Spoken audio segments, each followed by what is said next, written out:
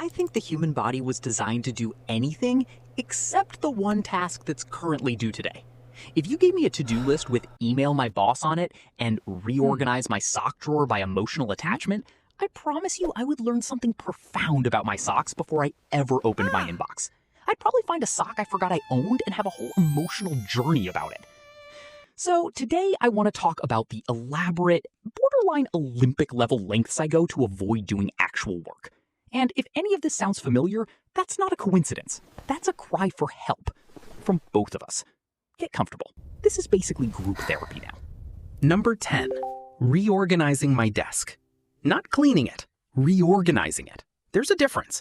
Cleaning implies the desk gets cleaner. Reorganizing just means I moved a stapler 4 inches to the left, and somehow that took 45 minutes, and I feel amazing about it. Wow, career-changing productivity today. I did not open a single document, but my pens are now arranged by how much I trust them.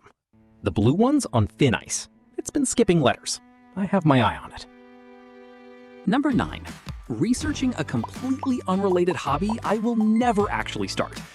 Something about having a deadline makes me suddenly, deeply passionate about beekeeping.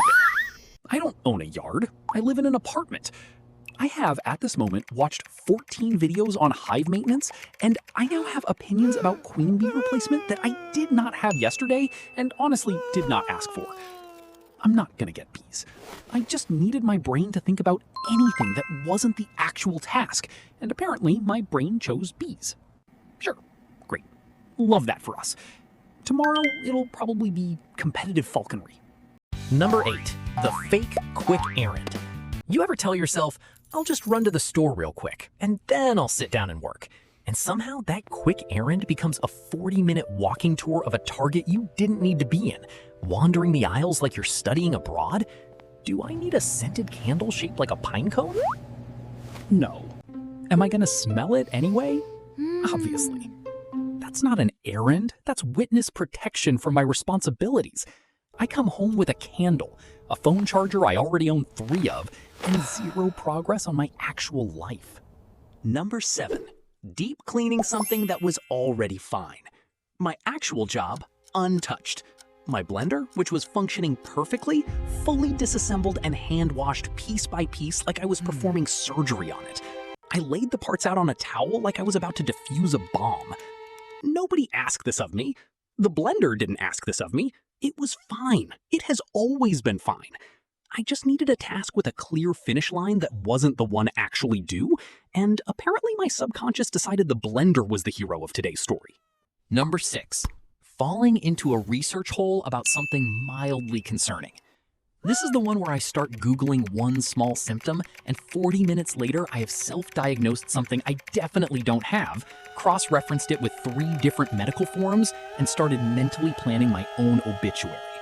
And now, instead of dreading my job, I'm dreading mortality in general, which somehow is still easier than opening that spreadsheet. Priorities. Number 5, and this is where it gets embarrassing.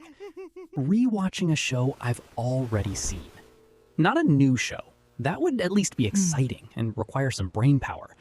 Now, I need the comfort of already knowing exactly what happens, so a part of my brain is free to think about how I should probably be working right now, while the other part recites the dialogue along with the TV. I've seen this episode 11 times. Perfect. Put it on. It's less entertainment and more emotional wallpaper, background noise for my crumbling productivity. Number 4, meal prepping like I'm feeding a family of 6. Suddenly, with a deadline looming, I become a 5-star chef. I will dice, I will marinate, I will make 3 separate sauces for a chicken breast that did not request this level of commitment. I'll julienne a carrot like I'm being filmed for a cooking competition nobody entered me into. My job can wait. This chicken cannot. This chicken, apparently, is the only thing in my life with real urgency. Number 3, deciding this is the day I finally understand my finances. I open my banking app for the first time in months, not to actually fix anything, just to stare at numbers and sigh dramatically like a man in a period drama who's just lost his estate. I don't do the math. I just look at it, make a face, close the app, feel oddly accomplished, like I did something adult and responsible, when really all I did was look at a number and suffer quietly.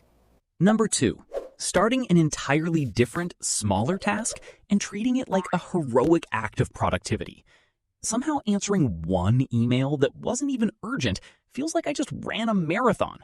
I did not touch my real work, but I replied, "Sounds good," to a coworker, and now I deserve a nap, a medal, and possibly a small parade. And number 1, the reigning champion, the thing I have done more than anything else on this list. Thinking about doing the task so intensely that it starts to feel like I already did it. I will sit there, mentally rehearsing the email, drafting it in my head, word for word, perfecting the tone, deciding whether "hey" or "hi" is more professional, imagining hitting send, feeling the relief of it being done, the imaginary weight lifting off my imaginary shoulders, and then closing my laptop. Having done none of it, not one word of it exists anywhere except in the elaborate fantasy I just had about it. It is the single most exhausting form of productivity theater a human being can perform, and I have a black belt in it. I could teach a master class. I could write a whole book about it, which, ironically, I would also never actually start. Look, I don't think any of this actually means we're lazy. I think it means our brains will do almost anything to protect us from the discomfort of starting something that feels big and uncertain. The sock drawer isn't the problem. The bees aren't the problem. The task was just scary, and organizing pens felt safer, smaller, and a lot more finishable. So if you're watching this instead of doing the thing you're supposed to be doing right now, first of all, hi, welcome, you're one of us. But also, maybe pause the video. Do the scary thing for just 10 minutes, and then come back. I'll still be here. And wear your seatbelt.